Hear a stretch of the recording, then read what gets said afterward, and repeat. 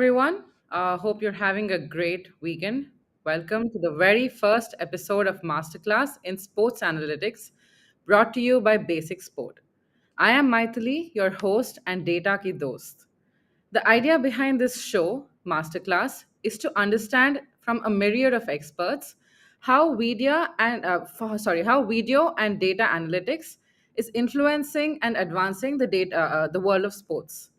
Masterclass, specially, would be focused on learning from the very best in the industry about the technicalities and easy to use tools, which can further be implemented to solve different difficult problems with ease.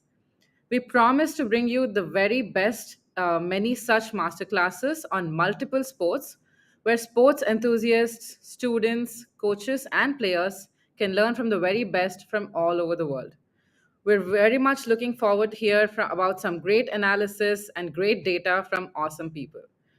Just a quick note for the viewers, our event is also live on YouTube and Facebook if you'd like to access it from there. Um, to begin the very first episode of Masterclass, we have chosen volleyball in partnership with the Prime Volleyball League. Our first master for episode 1 is Mr. Giuseppe Vinci. Giuseppe has been involved with indoor and beach volleyball teams at all levels of play for more than 20 years. His experience includes assisting professional as well as national teams at numerous international competitions, including the last four Summer Olympic Games. He has also worked in depth with US college teams for several years, giving him a great level of understanding about the pains that college coaches go through. Apart from this, his experience working with organizations all around the world has given him the opportunity to understand the needs in different kinds of sports and not only volleyball.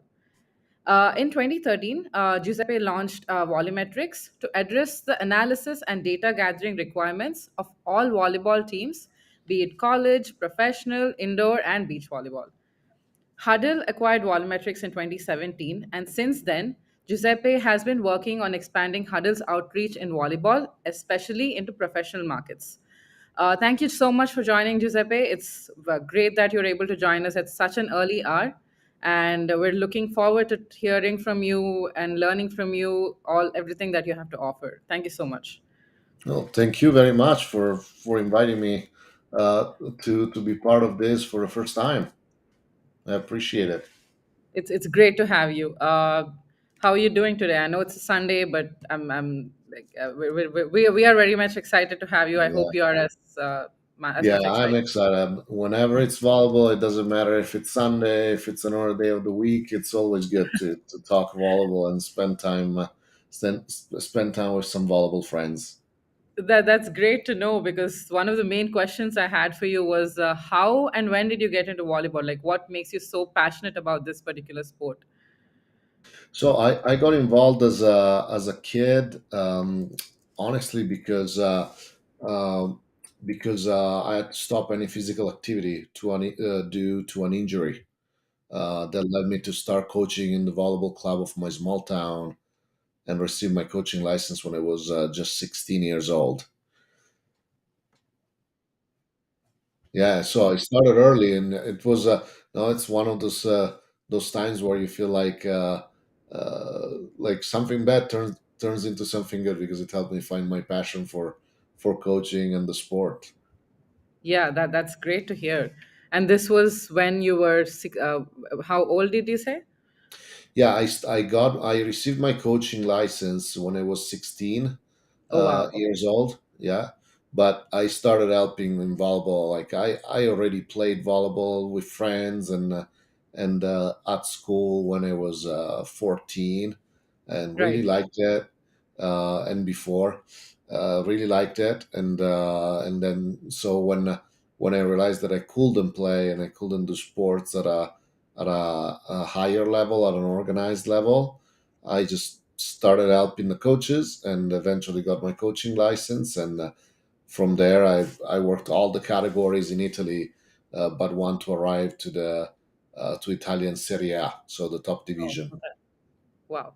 That's great to know. That's really interesting. We have can we have the first picture? The We have a picture of you from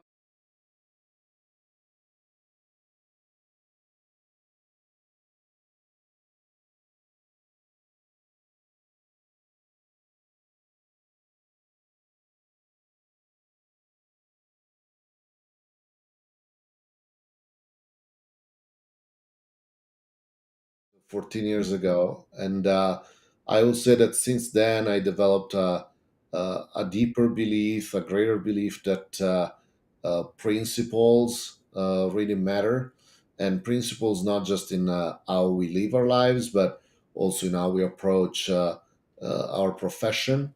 And so that yes, hard work still pays off, but um, there's you have to do everything following principles that will not change over time, right?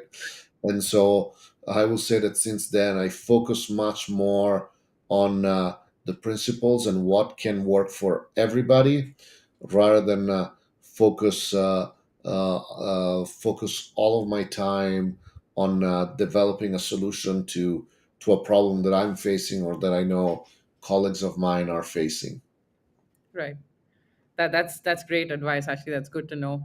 I know that I have a follow up question for that, because I know hard work pays off is one of your main mantras and your main life mantras.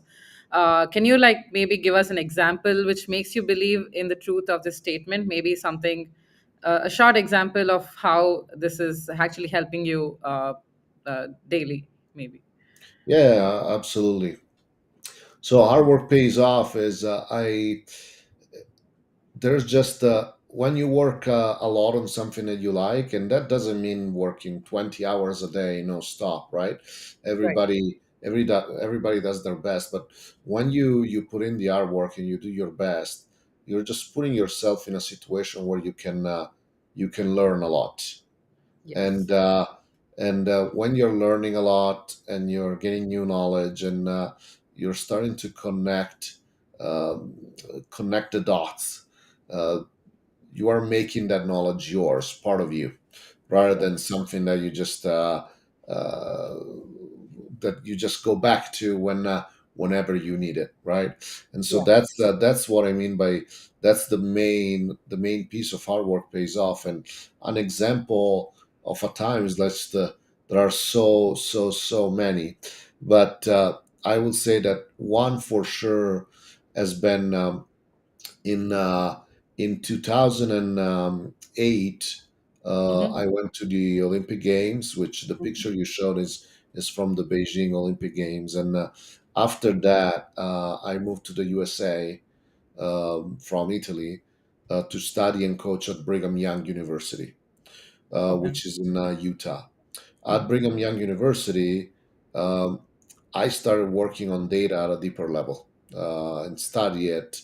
And the following year, in 2009, I began to work with some statistics professors Mm-hmm. at Brigham Young University. Uh, and it was a lot of work to learn just to use different tools and to have a different approach, more tied to principles, like we were talking before, than what it had been before. Right. And uh, and so that I think that's a good example, because all that work into really studying different tools and studying the principles and studying actual um, understanding what you can do with data and how data can be powerful, not necessarily by becoming a super expert. I'm no Mm-hmm. statistician by any mean, um, but the perspective of the very technical side and the experienced statisticians that I've worked with really helped me a lot. And if I didn't work hard to really learn and help and be involved with the statisticians that I had the opportunity to work with, Yeah. I don't think I would be where I'm at today. Oh, that's really nice to know. Like, is that when you started working with all the data and the statistics? Is that when you started getting the idea to start volumetrics? Maybe is that when it Yeah, like all definitely.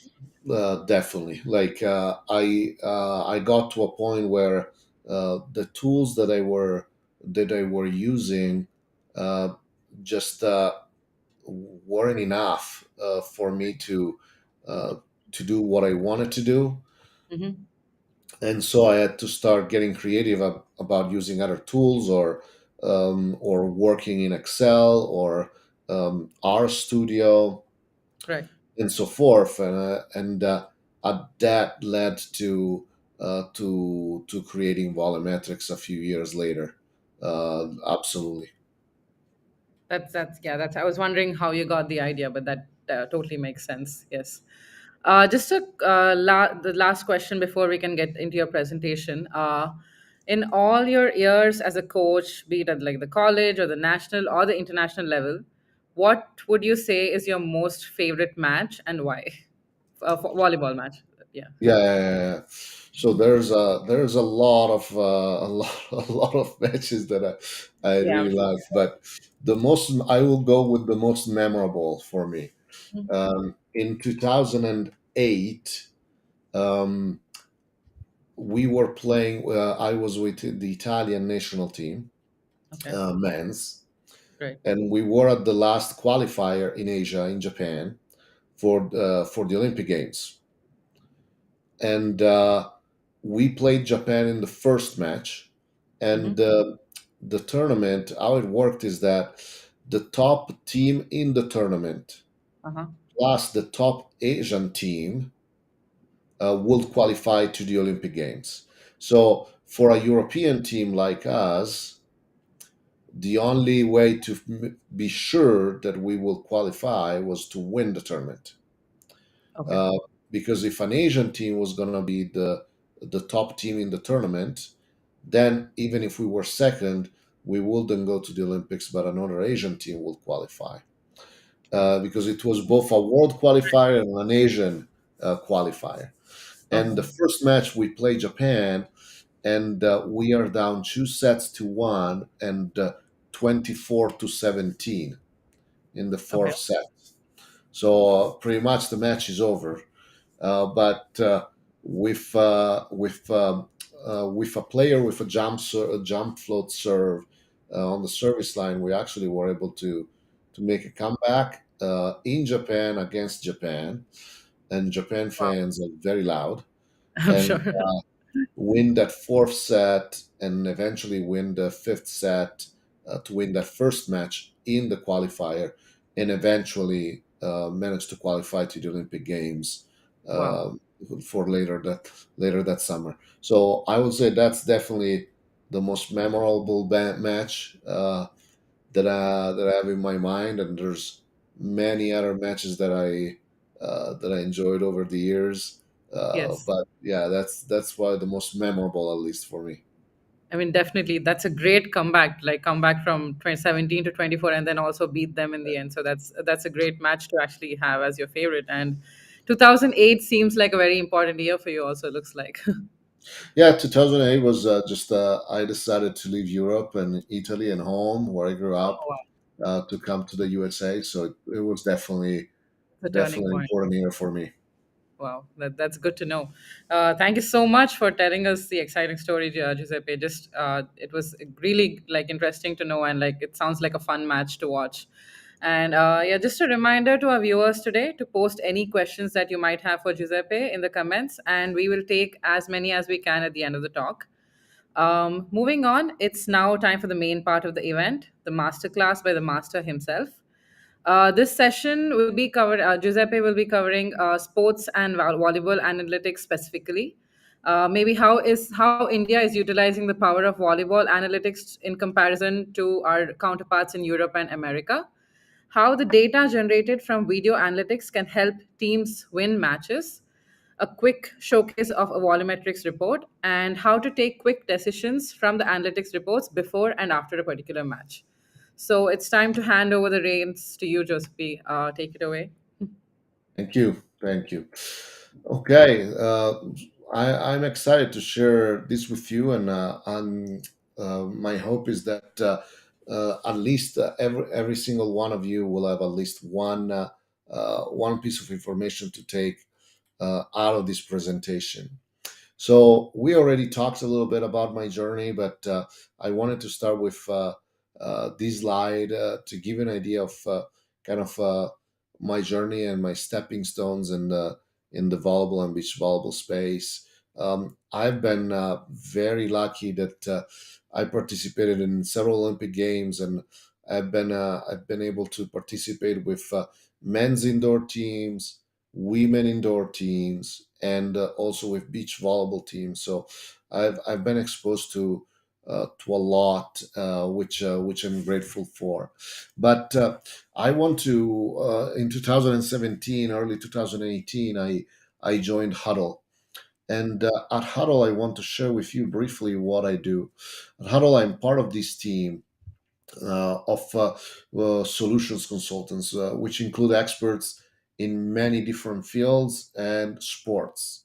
And I get to spend time uh, with these friends every week, multiple times a week, and it's very important, and it taught me a lot because in total we have almost 200 years of industry knowledge, and we participated in the most important competitions globally, and so I always have good people to really go to and discuss sports analytics and sports technology whenever I need. And a lot of what I'm presenting you today comes also from this experience with this group of about 15 experts in different sports and fields of our industry.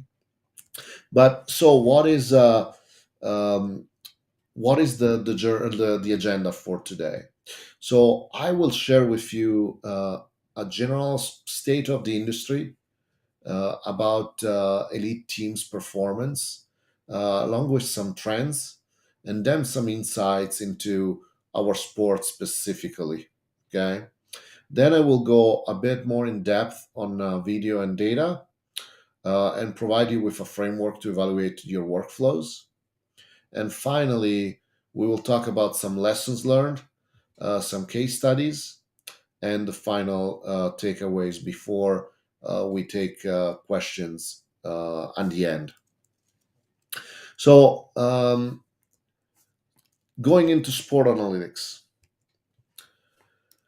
So, this is not a definitive definition of the elite bar market, but reflects assumptions used to quantify the market. So, this is a pretty good framework. So, elite teams' performance is made out of match analysis, which consists of pre and post match analysis, opposition scouting, so your opponents, real time data analysis, and training.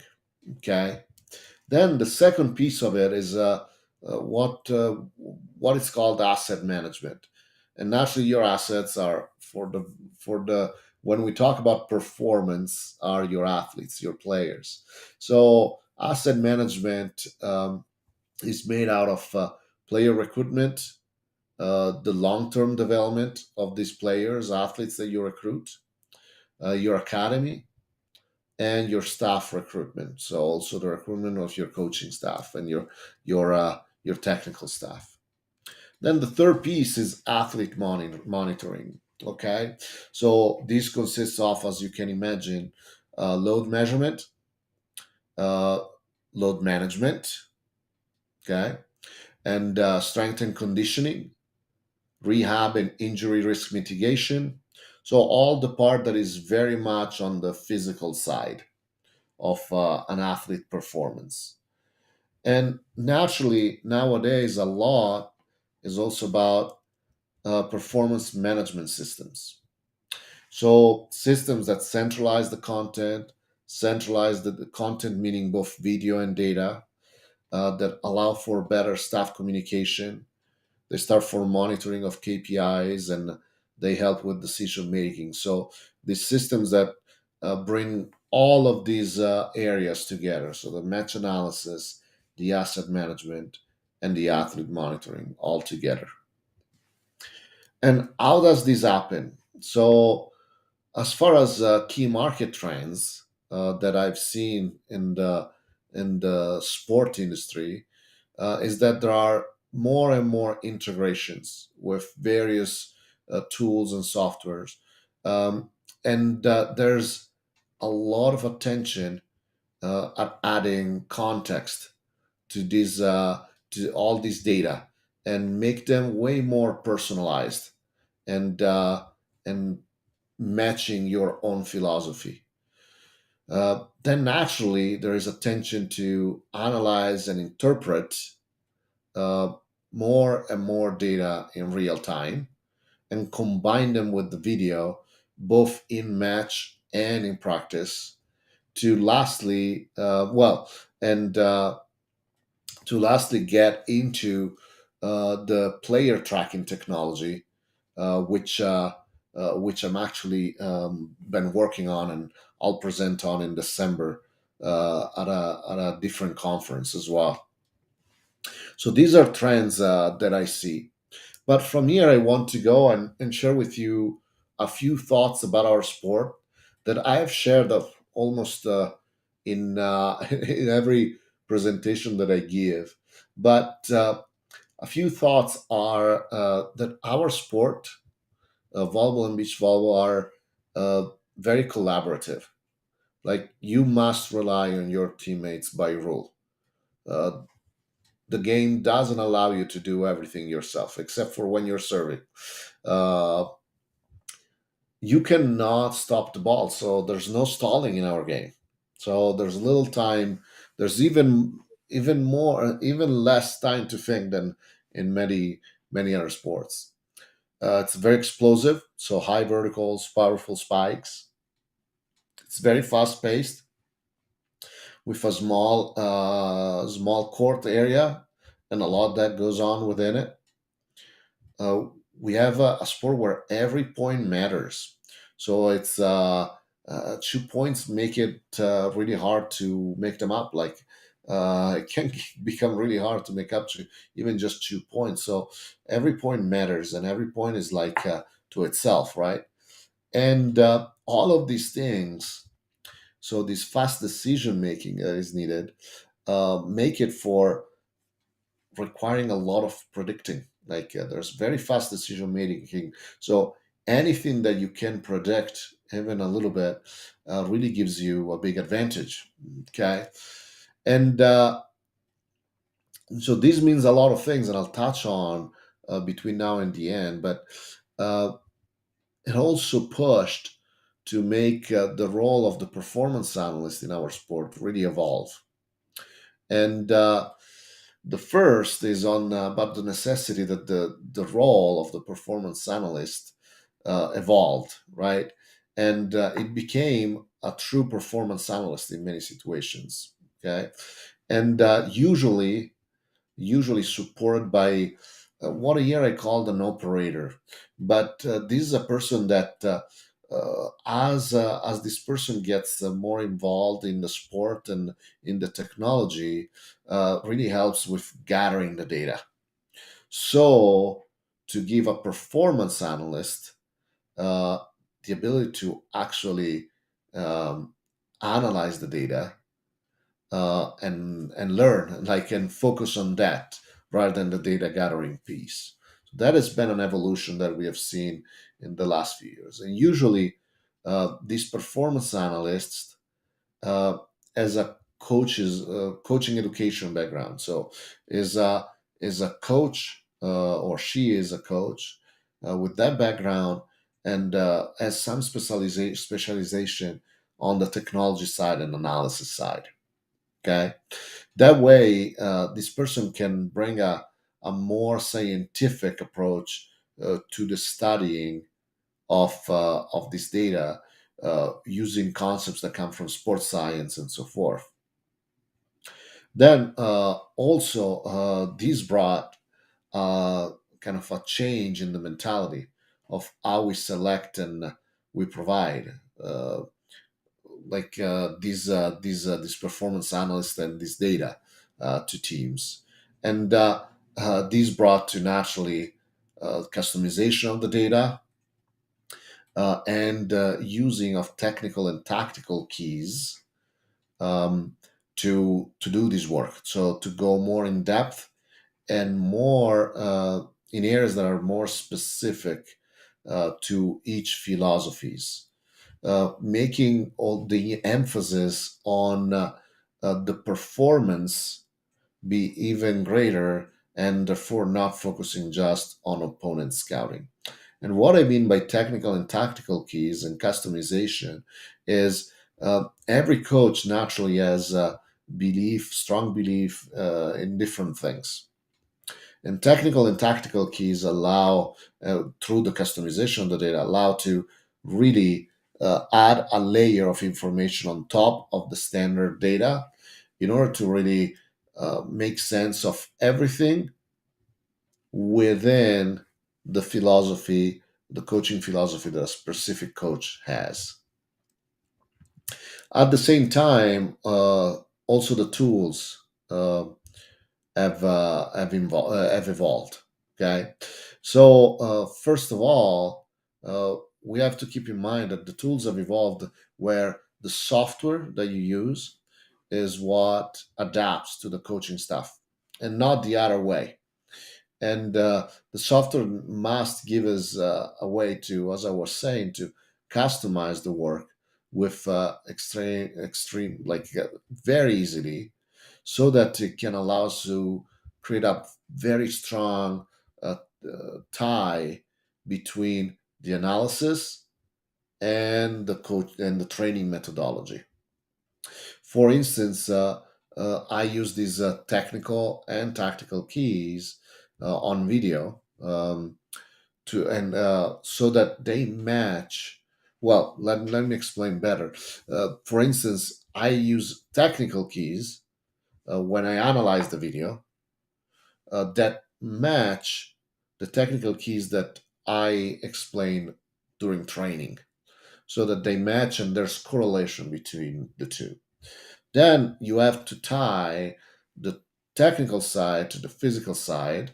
For instance, with the analysis of jumps or the management of the load and the level of tiredness, and tie them again to the performance and the video, so that, for instance, you can, I don't know, observe the jumps during which the athlete registered landing impact that is getting dangerous, too high. Talking about the athletes, I noticed that and believe that the responsibilization and the involvement of them is really important, especially sharing videos that are specific to each athlete. On the sports science side, the development of dashboards, interactive dashboards, and of various statistical models with performance indexes that are very advanced, and indications on what areas might give the the largest return on investment, return on investment of time and training. They can help a lot in the planning and in the development of personalized uh, in, individual development plans for the athletes. Uh, and unfortunately, there's like I don't have I'll probably not have enough time to show you more, because we have limited time and I want to take questions and really talk to all levels of play. But don't think this has to be as complicated as you might be thinking. Okay. And lastly, yeah, like the use of video like in training, that has to go beyond just having a delay, like a video delayed, but it's becoming more and more important and more used. Um, but with this said, let me go more in depth and talk about video and data. So some principles here. Just like I said at the beginning, I'll sharing with you principles. So first of all, video, yeah, yeah,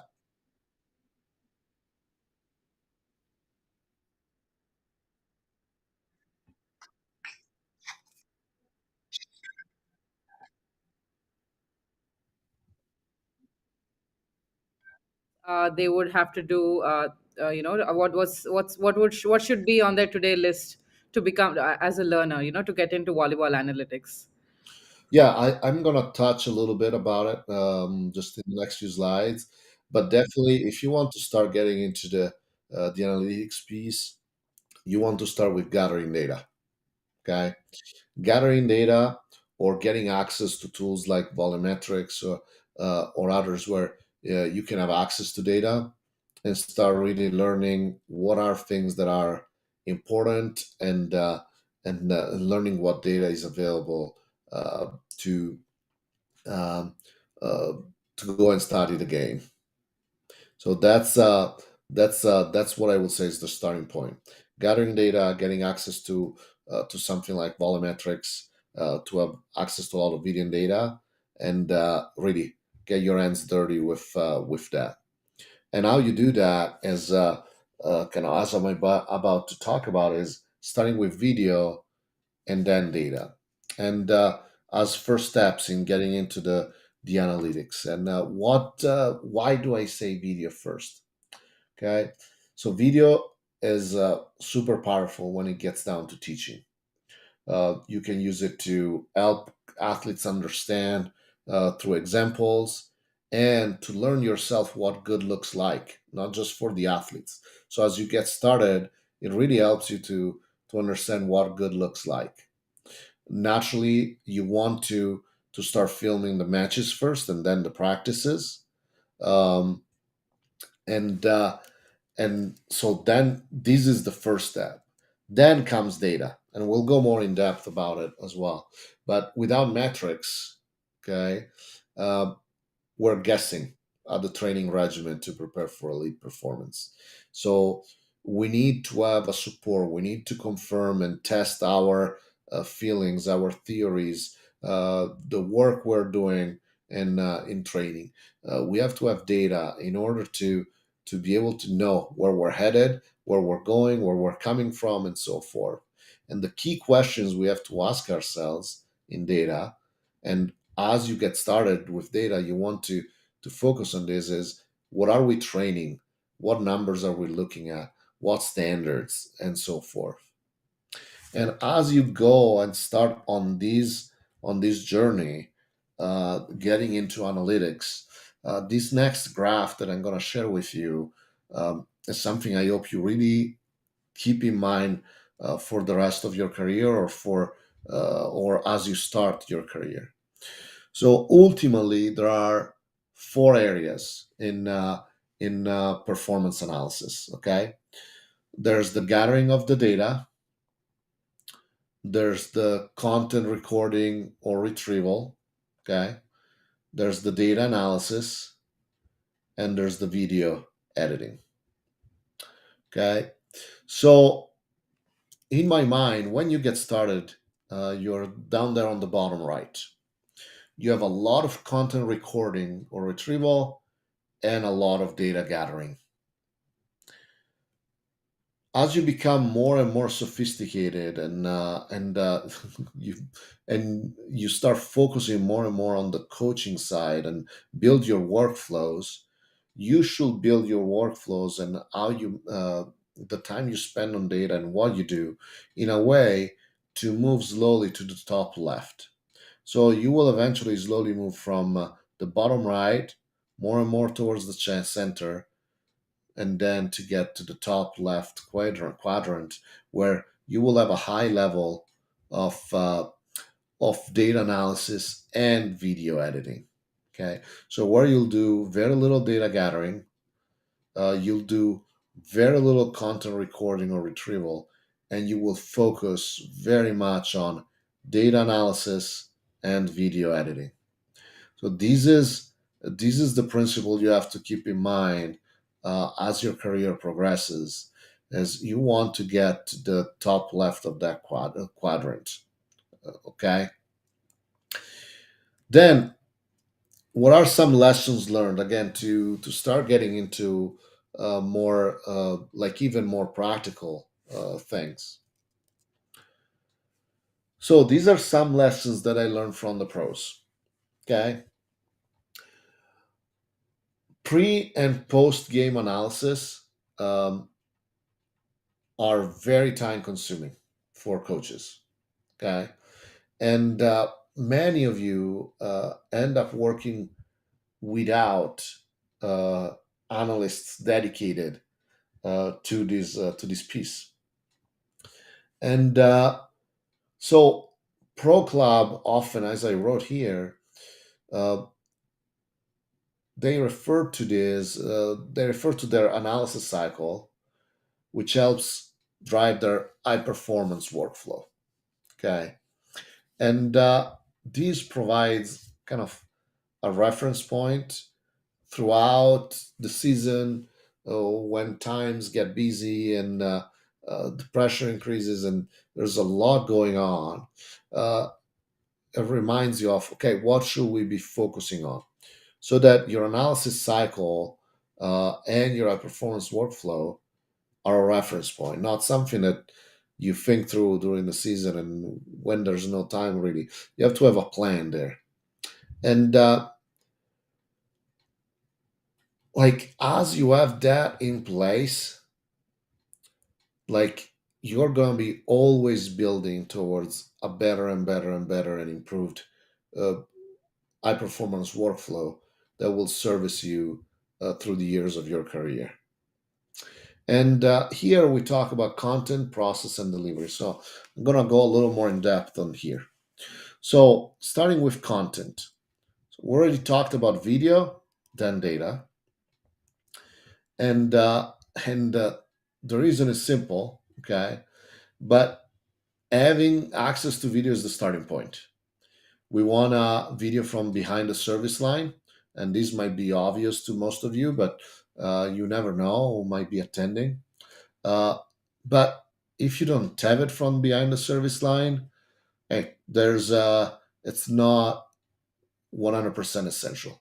Other angles, we can make them work. But let's have some video, okay? And oftentimes, and I wrote this question here on the slide to remind myself. Oftentimes, I'm asked, "Oh, how many games should I analyze?" And um, in reality, you should think a lot about which games. Okay, if you're studying opponents, if you're studying yourself, you want to look for the most relevant content at all the times. Okay, maybe you want to look at your team when you had a specific lineup in place, when a player was playing a specific position to analyze that player. Or if you're looking at opponents, when the opponents had a specific lineup on the court. Or when they're playing, when your upcoming opponents are playing versus teams that have a similar playing style than you, and so forth. But regarding having video, having a league exchange is the first step to an high performance workflow. So this is what changed the ability for coaches and entry level coaches, entry level analysts, people that are just getting closer to the game to really learn the game and learn what good looks like. Is having access to a league exchange. This is something that needs to happen. It's the first step for any high performance workflow, pretty much, to really do a great job over time. And what video, we already talked a little bit about it. So, match behind the service line. If you have multi angle, great. Usually, the second angle that people go get is more and more often from the side. So, to see the game from the sideline rather than having the opposite side of the net. And in practice, uh, many teams start having also a movable tripod with a mobile device to be able to film the athletes from closer up and give technical feedback. Um, a lot of volleyball teams use and beach volleyball teams. I always refer to both. They use a delay and or a DVR, so like a video that has maybe 6, 8, 10 seconds delay, so that during training I can rewatch myself real quick and get some feedback from the coach. I personally prefer to avoid it during play. So in indoor volleyball 6 on 6, in beach volleyball 2 versus 2. But when there's an actual game going on, I like to avoid using it. Um, and it has to be something that is easy and fast to upload. So possibly automatically, because it's a lot of work to download the video, transcode the video, upload it elsewhere. Having a solution that just uploads automatically and it's easy and fast, it's naturally very important. And now I'm going to give you three keys to great data. Okay, consistency, accuracy, and precision. And I've used these a lot of times, almost almost kind of most of my presentations in these type of presentations. I touch on this, but if you follow these three principles, you will have quality data to study over and over without worry that it might not be good. So as you get started, keep these in mind as well. So the quadrants that I shared with you about the workflows and these three principles. So consistency is about making sure that the same data gathering procedure can be applied to all practices, matches, drills, etc. And I will add also that it includes being consistent in comparing the same data sets. It's definitely important to consistently gather data so that you can set accurate benchmarks. And accuracy can get better over time, but a simple measurement will protect you from low accuracy. So keep it simple. And precision is about being objective and create a data gathering process that is as repeatable and as simple as possible in order to limit human error. Okay. So keep this in mind whether you take stats on paper, on a computer, on a tablet, and also use these principles to evaluate the quality of any data gathering service you might be using. So I can tell you that at Volumetrics, these principles are a big deal, and we have tens of procedures in place to make sure we stand by them. Consistency and accuracy being our top priorities. Okay, and there are a few things to take into account, and that I think are good tips for coaches. So importance versus significance. So it is important to recognize that while something may be significant, it doesn't necessarily mean that it is valuable. If you have to increase your attack efficiency from 11% to 31%, okay, it's for maybe just a 5% increase in game winning percentage. So you have to improve so much to gain a little advantage. Maybe it's not the statistic you should focus on. And focus on stuff that you can control. Okay. So just because a statistic is a great indicator of success, it doesn't mean that it should be. Um, that it should be kind of something that you focus on. For example, uh, I mean, this is maybe a very like just to make it more understandable. Like, yeah, your opponent's service error percentage is very important, but you cannot really affect how it happens.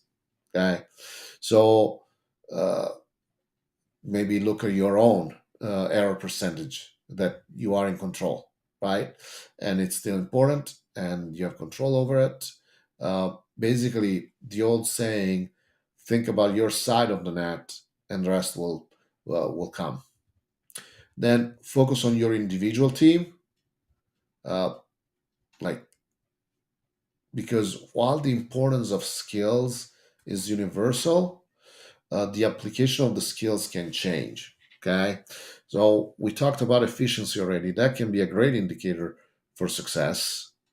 But if a team already has an above average efficiency, it might be more productive to focus on a less influential skill, as it will be easier to improve.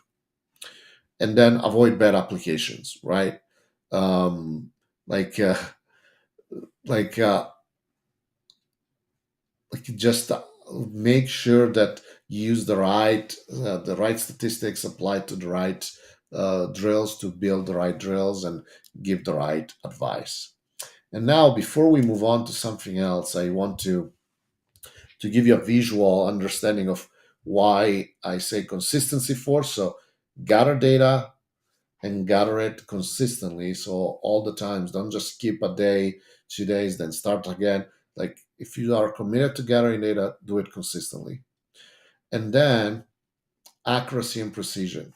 So as you can see, the bottom left is not accurate and not precise. So we want to first go towards accuracy, where the observations are all more or less in that area, and then move in this example to the right to become more and more precise. Because precision without accuracy, uh, it can be very dangerous. Accuracy starts helping us a lot, and then getting to be precise is the ultimate goal. Okay, so this is a nice visual that gives you an understanding of why this principle is so important. Now we talked about the principles, but what data in practice? So in practice, uh, if you don't have a computer, maybe have a whiteboard or paper or something, and start gathering data on the series. Like when you're serving, when you're passing, are you getting how many errors are you getting? How many good receptions you're getting, and so forth.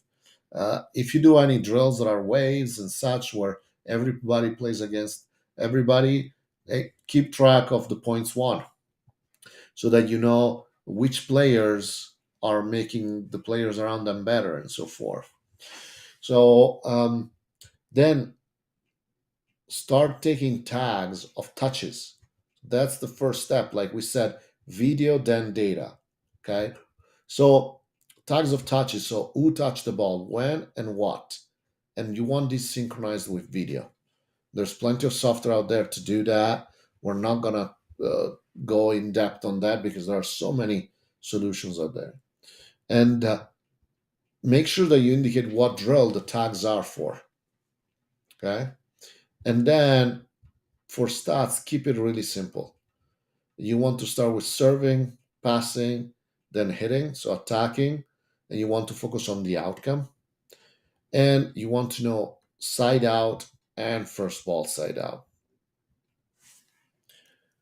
In match is a little different. You might have access to some online stats. Trends are really useful, but are following trends. I naturally somebody is if the team or a specific athlete is getting better or getting worse or staying steady, they're really useful, but they're really difficult to observe live, especially without technology. You can tally on paper using like yeah, you can tally touches on paper and attacking and passing on paper, good and bad. You can use tablet, a computer. Regarding shot charts, I think they're really good, but I want to make sure that I also mark down what plays they run before I focus on just all the shot charts. And like tagging, even just of the events, like I was saying before, the tag of touches, okay? Even just the tagging of touches for quick review afterwards, it's really important. Then you can divide and conquer, okay? You can have one person do offense, one person do defense, so that you start doing something without it being too difficult. But so what should be the initial focus and what should be the progression? So scoring first, so side out, first ball side out. You want to know how you're scoring and give away points. You want to focus on your side of the net first. So your passers, your receivers, your attackers, hitters, first ball side out versus transition, where first ball side out, just to make sure, is the attack after reception. So the first attack when you're receiving, and other defending you. Then on the opponents, start from their passers and then go into the plays they run and who they set. So we talked about the content with both video and data. Now let's move on to the process. Um, so there's a very big difference between game events and game moments. Okay, game events are objective, game moments are subjective. If you remember, I talked at the very beginning about a principle where we want to be able to customize and have subjectivity in the data, an additional layer, so that we can be more in line with our coaching philosophy. So, game events, most of them are just linked to events in video. Okay, you can filter, you can watch, all of that. You can use that event to generate all the statistics. You can export it out and do studying in Excel and databases and so forth. Okay, so there's a there's a lot going on here. So game events is first piece. Okay, then a few examples of what events consist of. So what drill it is, what skill, the touches, the timestamp, the outcome, the directions, and so forth. So very objective. Okay. Then we have game moments, which I define as subjective. So if you're a team that has access to video editing software, you can go in uh, and customize another layer of information on top of the events, uh, so that you can go and create additional clips that are specific to you and so forth. And what are some examples here? Moments are going to be your system, your philosophy, situations. It can be straight up feedback. So, best practice here is, what do I mean by this? Is for coaches to build a library where you centralize your playing philosophy, okay, and or your game models or your playbook, or whatever you want to call it, right? And this is used to like educate your new coaches that you hire, your new players, um, and you can use it as you move from job to job to really keep a strong focus on what is that is important to you and what is that you coach. Okay, and bring in also some practice video, not just match and so forth, uh, so that you have examples. And so here, what I mean when I talk best practice again. So examples of your playing philosophy, comparisons between, players and maybe at the international level and such, and even team building. Now, for the last section, uh, delivery. Okay, so presenting this data, this video, and everything is it's an art. Okay, uh, so if you have access to video editing software, you can do all sort of things. You can mark it, flag it, send it to, uh, create playlists, and meet with coaches, players. You can do everything offline, all of that. Okay. Um, if you only have online access, naturally you need an internet connection. But no matter what, you want to consider um, how much video are you watching, how often, uh, and whether you want to involve individual players or group them by position and so forth. As I said, video first, then data. So getting players and coaches really confident, comfortable with video, um, should be a big focus for any coach that wants to move along, especially in the analytics world. Naturally, so principles here for presentation: less is more. Pick what to show. Uh, just show it if it has meaning, and not just to show some video and let's look at all of it. For the distribution piece, so getting video and data in the hands of athletes and other coaches, this is fundamental to the high performance workflow that we talked about. Okay, you can do different things with different software. Uh, you want to choose something that really helps players, because being able to teach player can go a long way. Okay, and in aside from that, anything you create should be easy to upload and easy for you to distribute.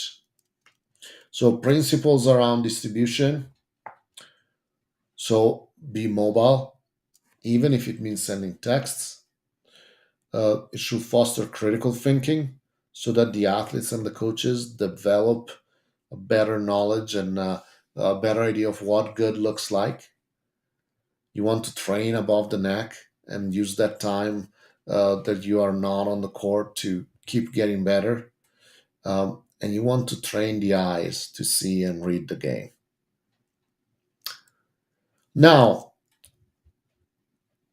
to close the presentation, a few case studies.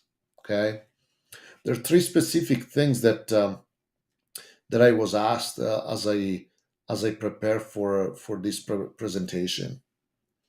And the first one is, what is the main difference uh, when comparing European American teams using data and analytics to what Asian countries use? And actually, I would actually say that the biggest difference uh, is between American teams and European Asian teams. Because American teams, and this is something that really opened my mind and helped me honestly get better, just like anything you learn, hopefully helps you get better. But American teams systematically invest more time into analyzing their own teams and their own players, and the performances of teams and players, uh, as well as their league's performance throughout the year and very in depth. Uh, while Europe and Asia teams, on average, so not everybody, focuses on that more during the off season and while scouting and recruiting to compare players. So this is the main difference. It's more about the American approach versus the European Asian approach. Then the second question I was asked is, what should be key areas um, that coaches and analytic teams should look after the matches to build strategies. Okay, and for these, I'm going to actually open a report and show you a little bit. Okay, so I'm gonna share a different. One second. There you go. I'm gonna share this report for you. So I'm using a volumetrics report because it's what I had available easily and quickly. Okay, and I'm gonna zoom in a bit more. So what I did here is I took the Italian national team men, the last three matches from the World Championships they just won about a month ago. Okay, now the Women's World Championships are being played, and so this report has a lot of content. Okay, just because it's not an interactive report, so you have to have a lot of information in one report, and it makes it like so that it looks like there's a lot of stuff. But what should the key areas that coaches and analytics teams look after the matches? And the things that I want to know about my team and opponents and such, I'll go to this team summary. I want to know how teams score. Okay. Um, and how teams score, like you see here, like I start looking at this, I I just highlighted sections. I didn't really look at the numbers, but the fact that this team had first ball set out of 54% versus the opponents in the last three matches were at 49, and here this 7% gap between these two, it's it's very very telling, and you can see it everywhere. Naturally, they won the world championship, so they were playing better than our opponents, right? But these gaps are really really big, and then these points break down. So I want to know how they score their points, and you see, like, they score a lot of points compared to their opposition. They get points from their opponents, a lot of them, so they don't make many mistakes. They block more than their opponents. They get less kills than their opponents, but 51% of their points come from skills. And this doesn't mean that 51% of the times they get kills, but that half of their points come from kills, okay, attack kills, which it's good because the more I rely on others and on all my skills, uh, the more I'm being consistently successful. And so these are two areas that I really that are really like the first thing I want to do. Then I want to start looking at reception. Okay. So, how does this team receive? And do they have players that are really below average? So, I see that the team in this case, the green ones, are good receptions. I can see that Micheletto and Balazzo, okay, are above the team, as well as Anzani, but probably this is very few touches. But Lavia is below. So I already get an idea and has kind of more errors than the others. So I'm already getting an idea. Okay, this might be my player to really try to get this team to be out of system. Then I want to look at the setter very, very in general. And so this big summary again, I just look at the summary to get a general idea. And I noticed that okay, there's it looks like on perfect and good pass, okay, there's a lot that goes to the opposite, okay, and almost in all rotations, okay, which surprises me a tiny bit. Well, in men's volleyball doesn't, but oh, I just noticed they rely on their opposite quite a bit, or at least in these three matches that I'm looking at. Uh, and then transition, I can look at okay when it's transition, what do they do? And it looks like they rely on their outsides as much as on their opposite, so they mix it up a bit, also out of the necessity. It's my guess. Then you see this part, like I kind of just to get an idea, skip over it, uh, and I usually go next uh, to look at distribution, general, all rotations all together uh, for first ball set out and transition. Again, to get a general idea, and I want to see, and I see that their efficiency on transition is really high, and their kill percentage. Okay, and first ball set out is a little lower, but 61%, 61 points point difference and 34 point difference. So these are another thing that I look at when I want to get a general idea. Then, honestly, this section, I don't go too much in depth to get an idea. I want to look if they like to repeat. This is more a style of play. I want to get, okay, does their setter give a lot of trust to their athletes? So, for instance, within a rally, within the same rally, if a player doesn't kill the ball, does this setter give the ball back to them? And definitely a lot. 50 to 67% of the 40 to 67% of the times. And after an error, it looks like they didn't have many, but yes, 50%, 100%. And after a block stop for an error, 33, 33, 25. So looks like enough. I will want to look at more matches though to have a good idea.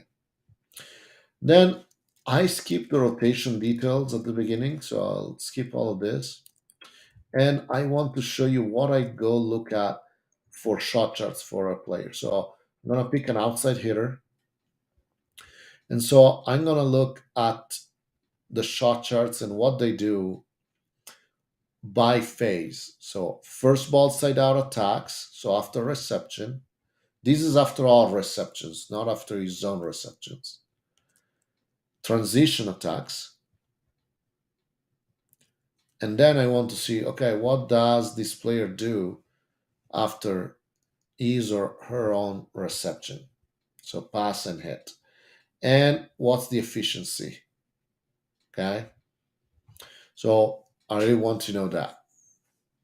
So for instance, here I see that on the outside, so he attacked two times after receiving and his efficiency was zero. Well, I can easily go back up and see that usually is 300 efficiency. So I can start guessing, okay, is he good when he passes and hits? And comparing the two, three matches is probably not enough to get a good idea, but I want to show you again a few ideas here. So, and then one thing I do as well is I just go look at the raw numbers. Okay.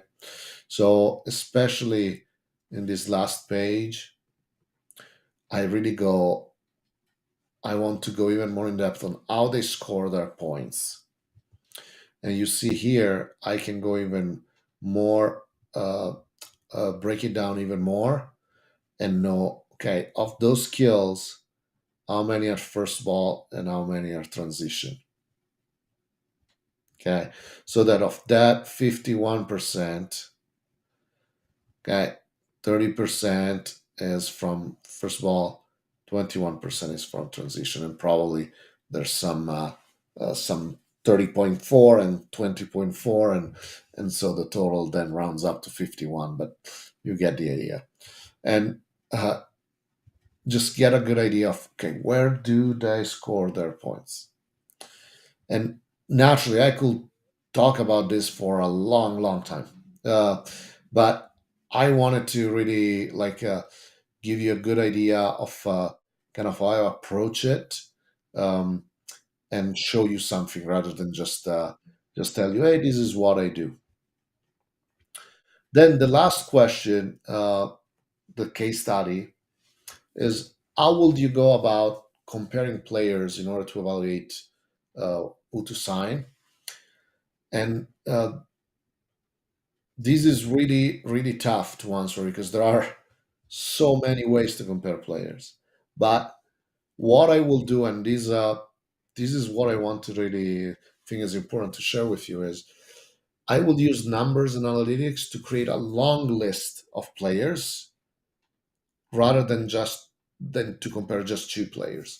So numbers are going to help me a lot to create a long list of athletes that are uh, the ability that I want, and then I can use video and to study them and talk to the coaches who coach them and look at their last few seasons, how they've done over time, uh, to then really go a certain route and pick a player. So this is the principle around this, and maybe some questions will come up. I can go more in depth, but to close this up and really start answering questions that might come through.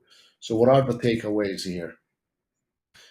So volleyball is an analysis paradise. Like you can do so much because of how the game is structured and the rallies and all of that. So, video is key to teach, learn, and improve. So track something. Something is much better than nothing. And follow a progression. And the one that I provided you, I hope can help you. And data can point out what to work on, but avoid paralysis by analysis. Okay. Just make it a tool to help you decide what to train and such. Don't get too fixated on it. The work in the gym is going to be Really, really important. Uh, Remember the principles for great data: consistency, accuracy, and precision. Remember to do more video editing and more data analysis rather than content data gathering and content retrieval. And remember, for your high performance workflow, start from the content, then develop your process and work on your delivery. Okay. How you deliver this to coaches and athletes as well. Get them involved. So this is what I prepared as a presentation. I went a little slower rather than really going fast because I wanted to make sure that things were clear. But I'm happy to take any questions with the time that we have left.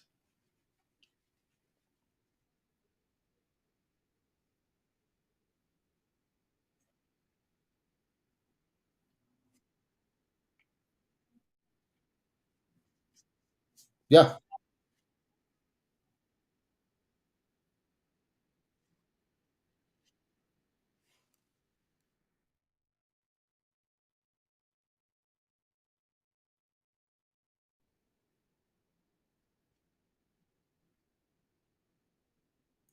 Um, I believe personally, that's my opinion. I believe that the American approach is something has been that I prefer it. Um, and again, it doesn't mean that in Europe they don't do, and in Asia things are not done right. There are many everything is like there's lots of things done right everywhere, right? Over time, I grew to believe that um, focusing on your own team during the season, really understanding all the details, all that is going on, is much more valuable. I would spend more time on that than on my opponents. As much, and naturally, the lower the level. So if I'm a top national team playing for the gold medal in the Olympics, scouting your opponents, it's naturally really important because the margins are so small. But the lower the level, the more I will focus on my team's performance. So that's something that I believe.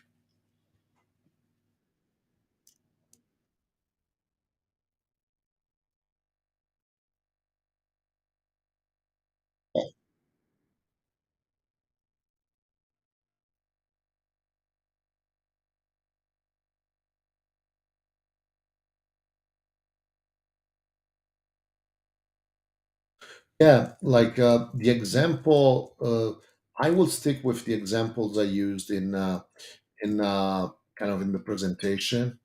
So you can even just keep it on paper, right? So starting with how many times, how often do I score when I serve? So I serve, how many times I score?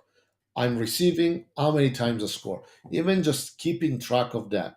And then you start keeping track of, okay, the first time when I receive, how often do I score right after the reception? So that I start having my side out, my first ball set out, and my point scoring. And then from there, I start keeping track of my reception. So, how well do I receive? Uh, is it good? Is it a bad reception? Or is it an error? So, it doesn't have to be super detailed. It's good, bad, and error. I will keep it to those three. Then you move to attacking. And again, you just keep track of error, ball in play, and point. So just simple types. So that's how I will start at the grassroots level. Naturally, if you have um, access to technology, Huddle, Volumetrics, other products, that can help you a lot. I believe that video at the grassroots level can be, I've seen it, it's really, really good because then you start learning what good looks like, what good looks like, and you build a good idea of what that is as a player, as a coach, and so forth. Yeah, yeah, that definitely makes sense. I mean, starting from the bottom, like just like the most basic data, I think would, help you move forward. Definitely, yes.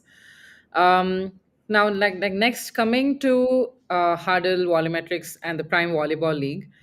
Uh, I know in like usually like all volleyball matches have 25 points per set, and when we came when it came to the Prime Volleyball League, we have 15-point sets, we have a super serve, we have a super Yeah, point.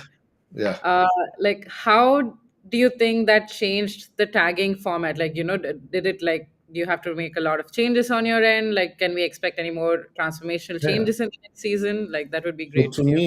to me, that is part of customizing the data, which I Mhm. talked to in the presentation. Right? Uh, what is your playing style? It applies also to what special rules are in my game. Right? In uh, in uh, in the USA, for instance, in women's volleyball in the USA collegiate, you have a lot more substitutions, Right. uh, and the libero can serve. So there are different things there as well, and so it's about keeping track of those things when they happen, and monitor if your decision for the super serve or whatever uh, was taken in at the right time, right? Right. And start studying it. Um, because until, like I said, until you gather some data and you track things, it's always going to be based on feelings. And naturally, as coaches, we have a lot of experience, and our brain is pretty good at seeing, learning patterns, and understanding what is good, what is bad, and so forth. Uh, we should give a lot of credit to how unbelievable our brain is, and but at the same time, okay, at the same time, we need to keep it in check, because then we get our opinions, our bias, our emotions, and those can kind of drive us in a wrong direction, maybe. Yeah, yeah, definitely. Yes. I just have a question about one of the images that we have from Prime Volleyball League. Can we have that on the screen, please? Just if you can help us with what you think, yeah. Yeah. So we have a team. This is, yeah. Okay, so yeah, so we have team comparison statistics as well. Can we show? Yeah, Okay. this Yes. is between Calicut Heroes and the Thunderbolts. Like, how would you help? What numbers explain the story of which of these is the better team? Like, what do you think opponents should be looking in the next match before they play either of these teams? So the first things that I notice is, as you can see, the purple and the red, they Yeah. tell us also kind of who scored the most points in that Right. section and so forth. Mm-hmm. Mm-hmm. So you can see that, like, for kills that are pretty even, right? But you see right away that the Thunderbolts, they score way more points in first ball side out, which I really like. Okay, Mm-hmm. uh, but less than the opponents in transition. So one can start thinking, okay, the Calicut heroes, they need more attacks to kill the ball. Mm-hmm. Okay, and that is dangerous, right? It's Yeah. like, it's dangerous, but it depends again what type of team you are, because then you start looking down. So one could judge the team right away, saying, oh, they get they get more points on transition. It means that they need to attack multiple times to score the point. But then you look at the next to last, the opponent errors, you also see that they score a lot more points thanks to their opponents than their opponents. So that the Thunderbolts. So in this specific match, the Thunderbolts gave 13 points to the Calicut Heroes, 13 points extra compared to what they received. So Right. all of a sudden, you're like, okay, it might be the Calicut Heroes strategy to not risk too much when attacking, because they want to they don't want to give away many points. Okay. Something that is really interesting though is, which is the most interesting to me, is this: is the Thunderbolts have 19 service points Right. versus the Calicut Heroes have 7. So uh, yeah, that tells me, okay, that is tough to make up, because that's a skill where the game is stopped, right? You are in full control, Yeah. and if you can score that many points from the service line, Hmm. uh, yeah, that is a big, big, big advantage. Big advantage. For the Thunderbolts, yeah, that's very interesting. Can we have your what do you think of this particular chart? Like, how would this maybe help their next opponents that's facing Calicut? Yeah. So these naturally, this is a chart that is made to be interactive, where you can filter out by player, by type of Okay. attack, by phase of the game, and so Right. forth. Hmm. Um, so what is important here, I think that I will point out, is that when you have shot charts, you want to really look at specific situations. So when I attack from the left side, when I attack from the right side, uh, and really look how my efficiency is on different points of the net, Hmm. uh, and where I score most points. Uh, so that's what this is naturally useful for. Right. Okay. That makes sense. Thank you so much. That explains a lot about everything that we have on offer from Volumetrics. Maybe we just have one audience questions. Maybe that this could be the last based on the time. But do you look at India as an emerging market for volleyball analytics? I believe so. Like there are so many smart people that I've met from India that love the engineering technical side of any industry.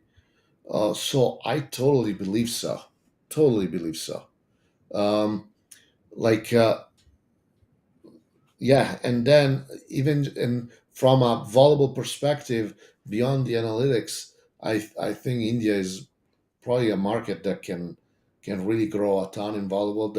There's love for volleyball, I know that, and there's a lot of people that will want to watch it, even just for the number of people that will live in India, right?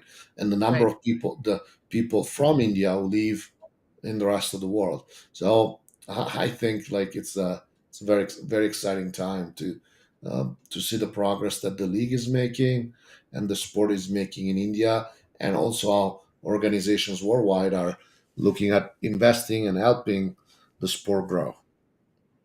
Yeah, that's very interesting. And I think, like you said, with the Prime Volleyball League now, I think there's a lot more interest from all levels of play. Like the audience, there's a lot more people watching it, so that's definitely a good thing. Well, I think that's all the questions we have for Giuseppe. It was great listening from you. It was very interesting to learn about everything that you had to tell. And thank you so much for letting us pick your brain and for coming on the show. Sorry, we do have one more question, the last one for you for sure. From Saurabh, it says, "What are the key skills required to become a volleyball analyst?" Uh, yeah, Yeah, I think so that's a good question. So during my presentation, I talked a lot yeah, about principles, so that uh, if those principles are applied to learning practical skills, you'll become really good and you'll be very useful to coaches and leagues, right? The right. practical skills that you should learn, uh, there's a lot of software out there, starting with Huddle, Volumetrics, and many others. Uh, Hmm. that is definitely where you want to start. Like you want to start learning this software and research what you might be able to access, also based on the type of device you have. If you have Apple computer, or if you have a Windows computer, or if you have only a tablet and so forth, there's research what software can work. happy to have people reach out to me for help and so forth. But um, I will start there and start getting access to video and raw data so that you can start analyzing the data, even if it's Excel or dashboard tools that are free, like there's Google Data Studio. There are a lot of tools that are free on the internet Mhm. that will allow you to, once you start gathering the data and having some raw data, to really start studying.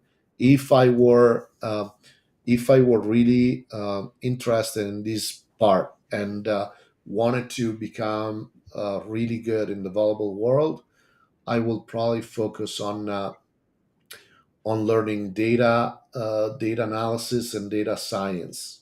Okay, so that I can manipulate the data, I can visualize the data, I understand principles of how to manage the data, which is not being a statistician. That's even more technical, more scientific, but being a data, like taking data analysis and data science courses, there's many online, even free. That will be my next step after they start gathering some data and understand what tools might work for me. Yeah, definitely. I think data is definitely very big right now for anything in the world, and I think like just knowing how to look at data will, and then applying it to sports is probably the next step for anyone who's aspiring to become an analyst. And yep, that's the last question. And thank you so much. Do you have anything like any parting words from you about your experience, and maybe some advice and encouragement for our Indian volleyball coaches and players? Yeah. So what I'll say is, India has so much to grow. The league has so much that can do and can grow. There is a tension, and one thing I can say is that if the coaches and the analysts um, invest time in improving and learning and really becoming great at what they do, the future for volleyball in India is going to be uh, even greater than what you can imagine. Because uh, developing the players, making them involve them and have them understand the game and understand what good looks like, and and be exposed to volleyball from around the world, that is going to have a long lasting impact on on volleyball in the country, and allow India to really raise the level of play and be able to compete at the world stage over time. That's really inspiring. Thank you so much again, Giuseppe, for joining us, and we'll keep that in mind. It was truly enlightening, whatever like we heard from you, everything about volleyball, and yeah, thank you again for joining us. And yep, that's it from us. And thank you all the viewers for joining us. It was. I hope you really liked the show. We at Basic Sports definitely did. And yeah, just a reminder, the highlights and the recorded video will be available on YouTube for you to rewatch if you'd like to. And don't forget to join us for the next episode of Masterclass. This will be on the 16th of October at 10 a.m. We will be talking about football analytics with Troy Baker. So, yep, that's it from us. And have a great evening, everyone. Thank you.